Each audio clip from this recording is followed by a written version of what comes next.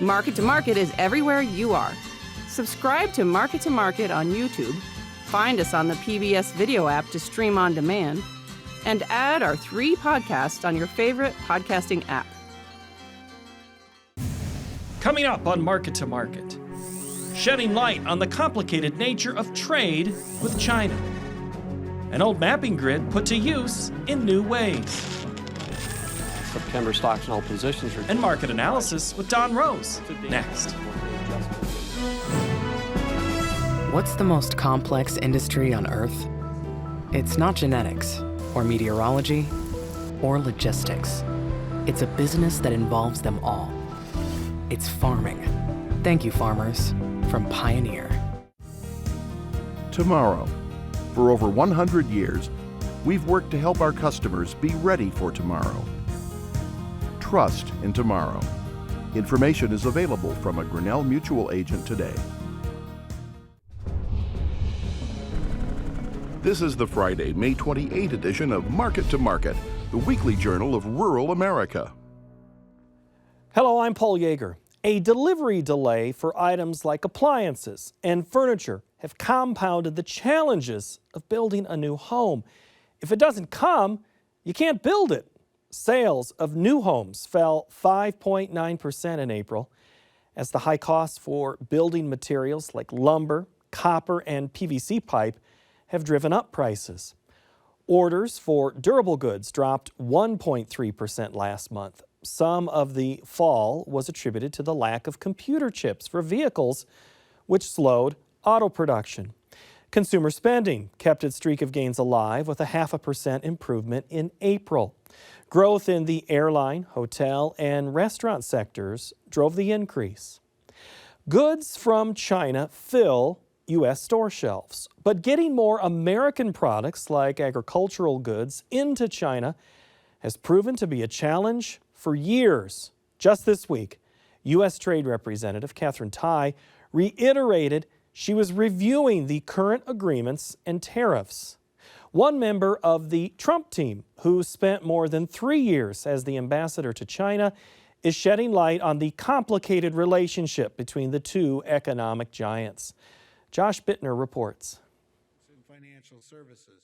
One of the big things for Iowa was the commitment of the Chinese to make major purchases of agriculture products.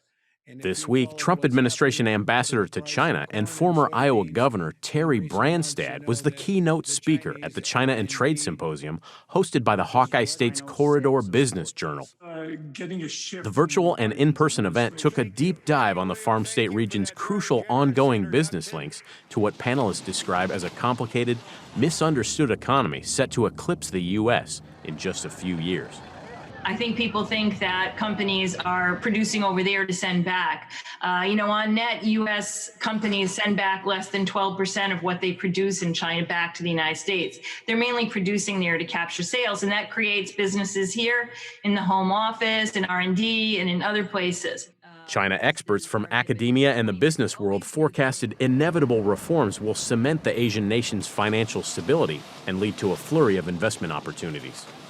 Over time, this is all going to progress, and I think increasingly it's just one of those areas that if you want to make any return, you simply cannot ignore the largest economy in the world. While concerned President Biden has yet to name his replacement, Branstad remained hopeful the new administration will enforce milestones reached under Trump. Claiming he helped open the door for increased exports of other farm commodities like ethanol, Branstad said tackling Chinese subsidies for state-owned enterprises should be a top priority going forward. I think China only recognizes strength. So I think we've got to be tough. We've got to be strong. I think using the tariffs, as difficult and unpopular as it was, got their attention. It finally got us the Phase 1 trade agreement. And I think we're going to have to continue to insist on fairness and reciprocity and call them out when they do things that are inappropriate. For Market to Market, I'm Josh Bittner. Years ago, when the post office needed more than Rural Route 2 to deliver your letter, the unnamed road outside your place became 270th Street.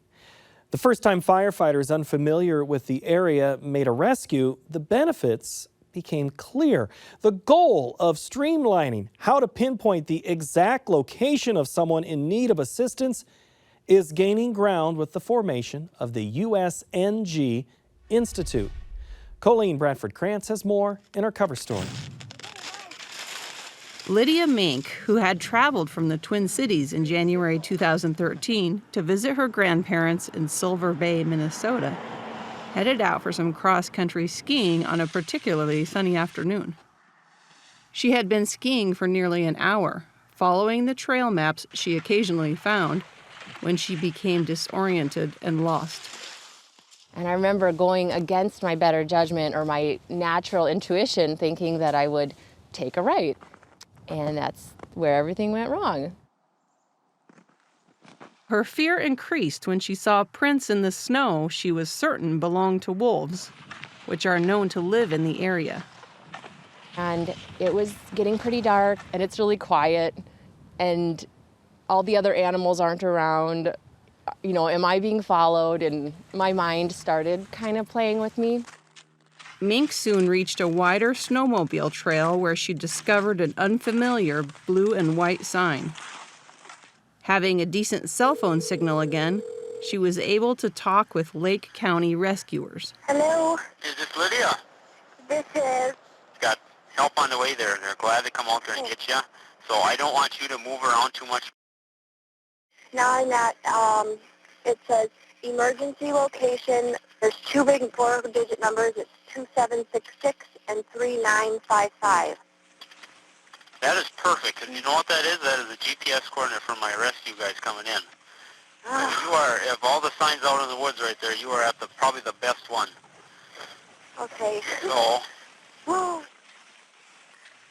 Lake County, along Lake Superior between Duluth and Canada, includes nearly 2,000 square miles of wilderness and 900 miles of trails.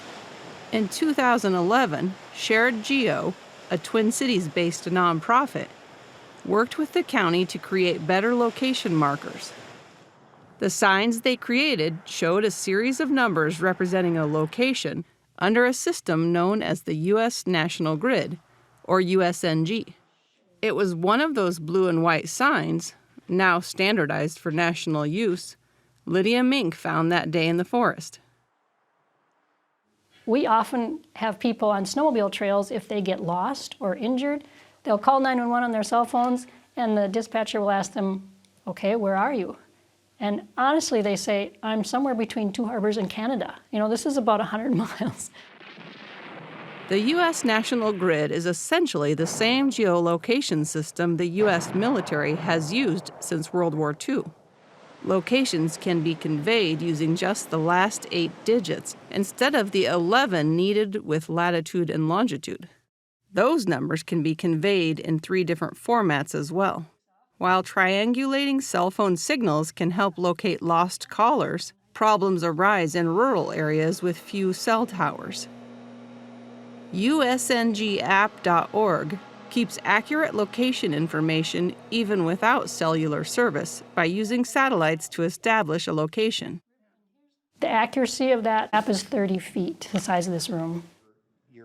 Stephen Swayze Sr., a retired airline pilot and chair of a Minnesota Emergency Preparedness Committee, is a founder of Shared Geo. Swayze and others have spent countless hours over the past decade trying to get federal, state, and local jurisdictions to use the U.S. National Grid. Approximately 1/3 of all response calls in the United States at this time go to a location without a street address. When you have a disaster, who shows up but individuals from outside the community? They don't have working knowledge of that area in a way that they can respond to somebody telling them on a headset, hey, you need to go down to Joe's Bar and hang a left. In 2015, FEMA issued a directive saying it would use USNG as its standard geographic reference system. The directive grew in part out of the difficulties related to locating stranded or injured people in the aftermath of Hurricane Katrina in 2005. It would be ridiculous to think that the lack of communication about location did not result in people getting injured or killed. Still, many emergency response teams have not yet trained their personnel to use USNG. The U.S. Fire Administration in 2013 did a survey to find out how many entities out there were actually using U.S. National Grid in their response efforts. 2% was the answer. The Minneapolis-St. Paul metro area is one exception. At the South Metro Station, emergency responders primarily use street addresses, but have had occasional incidents where it paid off to know USNG. It is a very simple, intuitive tool. In one case, a man, woman, and young child became lost while boating in the backwaters of the Mississippi River as an evening thunderstorm approached. We checked with the cell phone companies. They were able to get his location to within about, I'll call it an area of 10 square miles. So it didn't do a whole lot for us. I said, can I send you a text message with a web address on it? And go to that web address, take a screenshot of what comes up and send a picture of that screen back to me. So within 2 minutes, I had a picture back from him that really told me where he was within about 10 meters. Despite these successes, the nation has a long way to go before the grid is widely adopted. This is like planting a tree. This is not like flipping a light switch. Ultimately, we need leadership from the top. Otherwise, people continue to be off doing their own thing. For Market to Market, I'm Colleen Bradford-Krantz.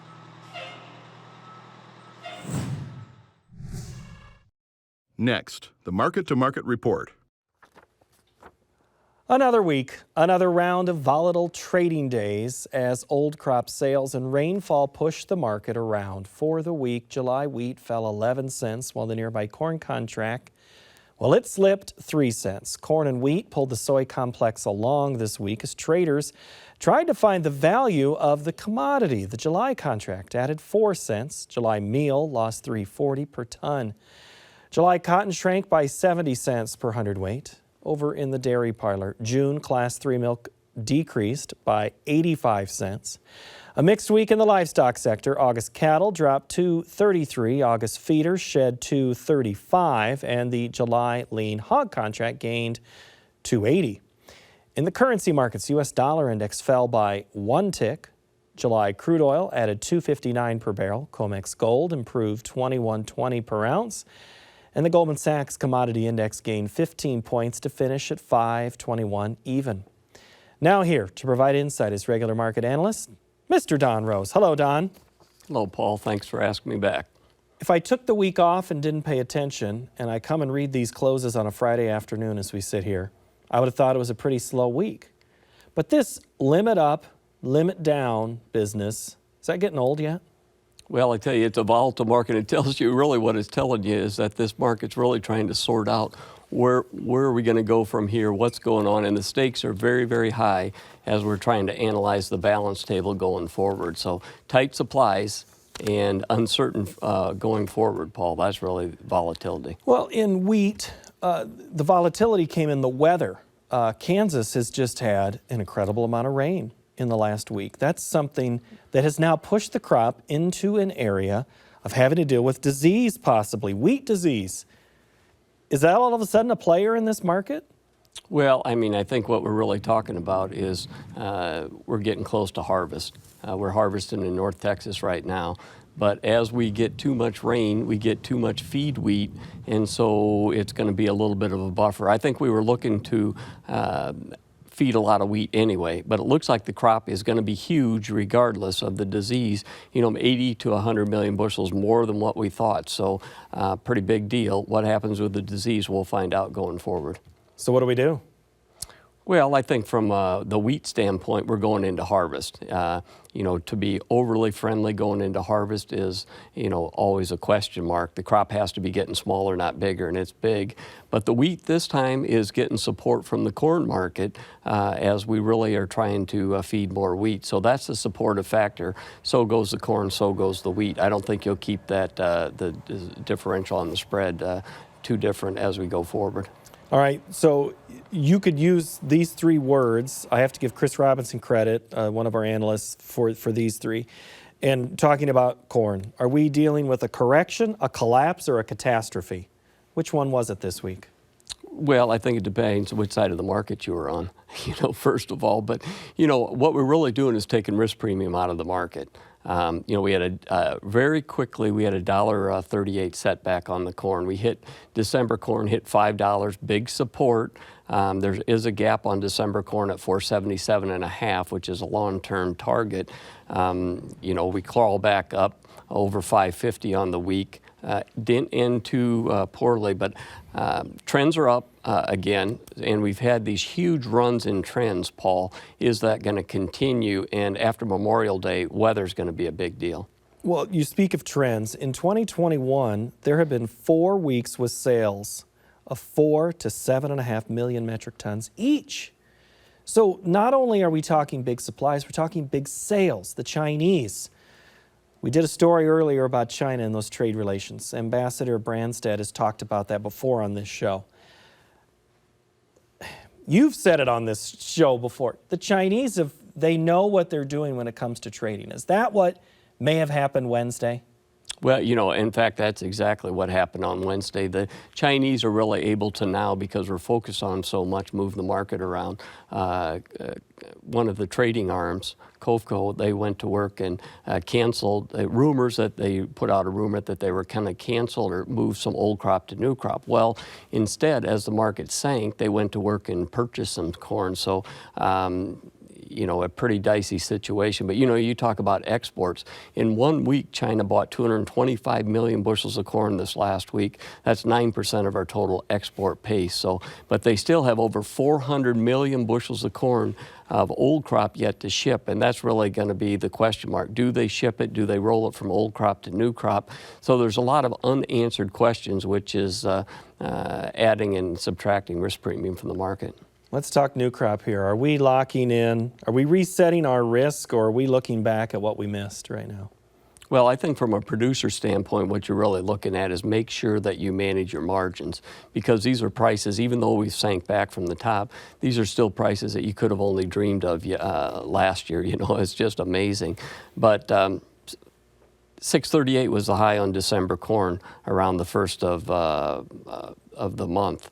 And I think what you're really looking for is, can we challenge that area again? You're probably going to need some severe weather to go through that.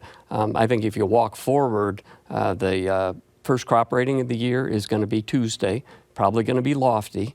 And then as we walk forward, we're going to look what's going to be the acres, the June 30th report. There's about 1 billion bushel swing if you calculate it out on the high to low acres so far. So that's a big swing, a big miss. Soybean is in that market, is that weather related, or is it also like corn, China influenced? Well, it is again, influenced by China, but, you know, we have a big competitor, South America, and South America basically is providing all the soybeans to China at the present time, but the crush in China is actually a negative right now, so the real question mark, are they going to take all the beans that they've actually purchased? You know, they could be 120 million bushels less than what they've say they're going to take, so roll them into new crop. From our standpoint, the basis level has set back on soybeans. That really actually set the top in. But, you know, that's going to be an issue as we go forward with China. With my new crop, what are my options right now? What is something I should be doing with prices where they're at? Well, I think the first thing you should do is look at your margin. You know, what kind of margin do you need to pay your bills? I think that's the first thing. How big of a gambler do you want to be? But we've got insurance underneath the market, lofty.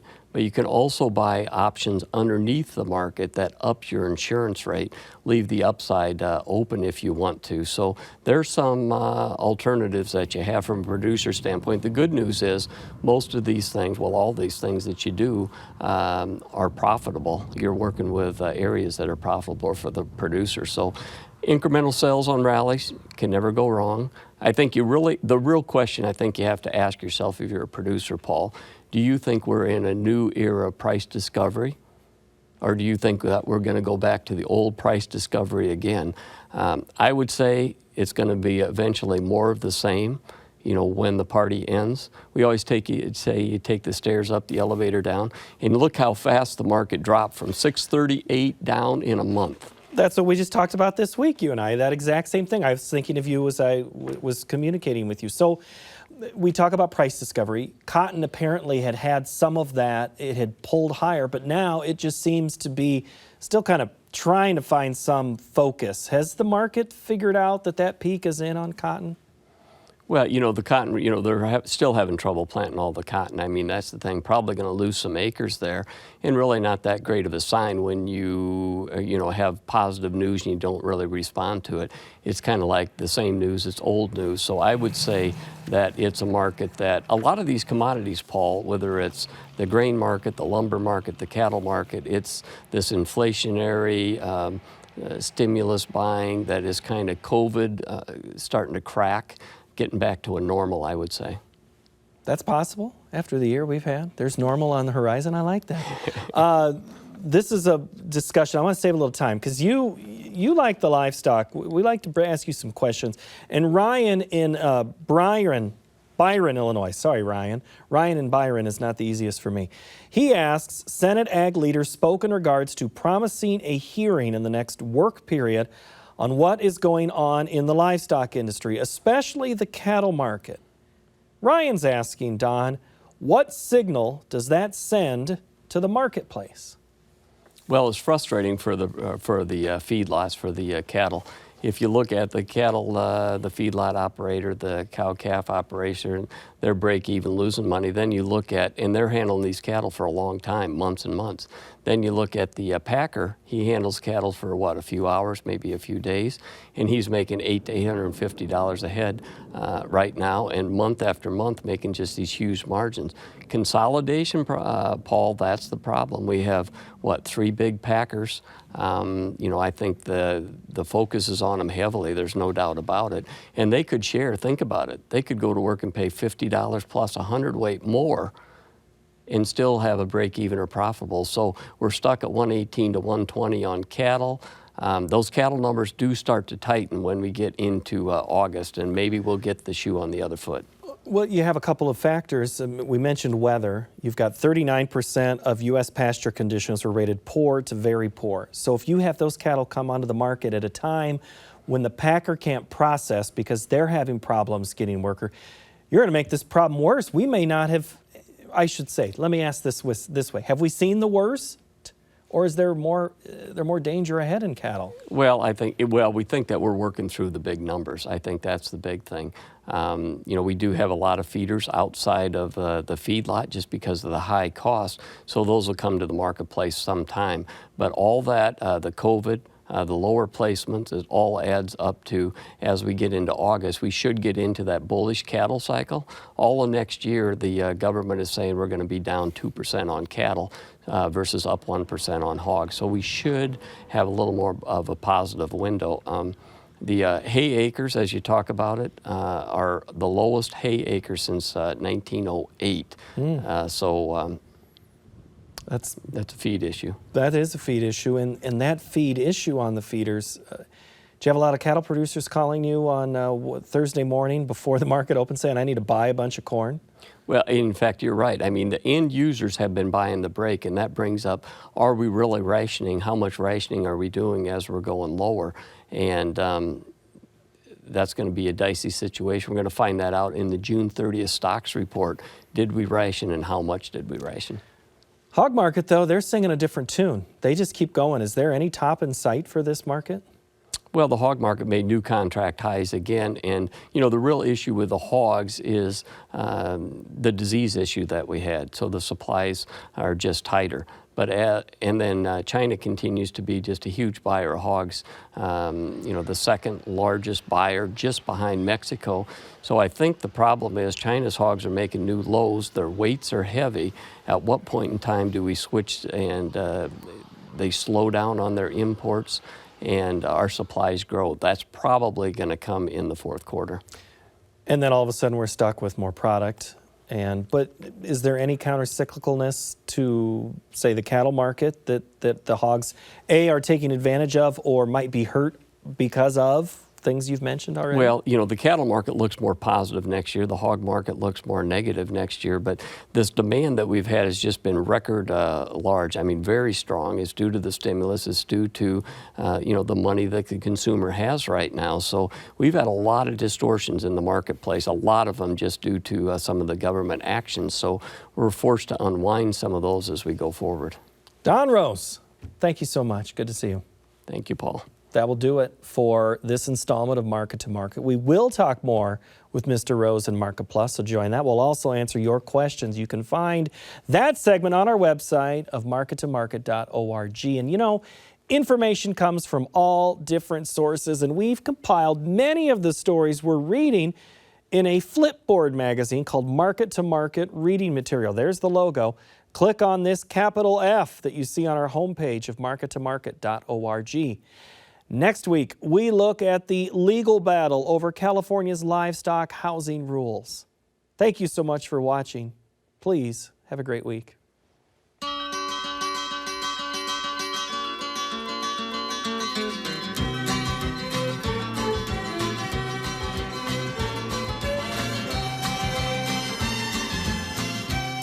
Market to Market is a production of Iowa PBS, which is solely responsible for its content.